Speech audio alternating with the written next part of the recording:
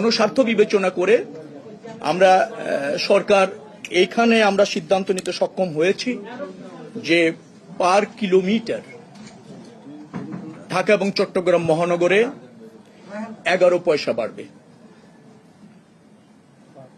আন্তজেলা যেখানে 52 সিটের গাড়ি আছে সেখানেও পার কিলোমিটার 11 পয়সা বাড়বে।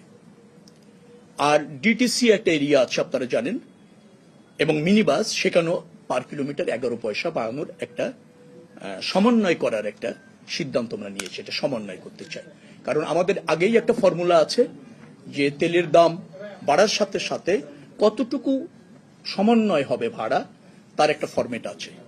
তো তাতে যেহেতু 15 টাকা বেড়েছে, তো সেখানে পরিবহন মালিক সমিতির দাবি ছিল প্রায় 28 পয়সার মতো।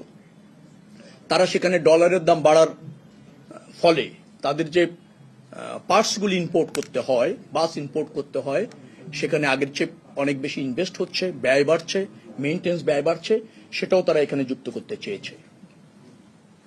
তারপর আরো কিছু বিষয় তাদের দাবি আছে, সবকিছু মিলে 28 পয়সার মতো তাদের দাবি ছিল। পরবর্তীতে এসে ক্যাব সহ অন্যান্যদের পরামর্শক্রমে এসে এটা 22 পয়সাতে এসে থাকে। আমরা সর্বশেষ গতকাল এবং আজ 2 দিন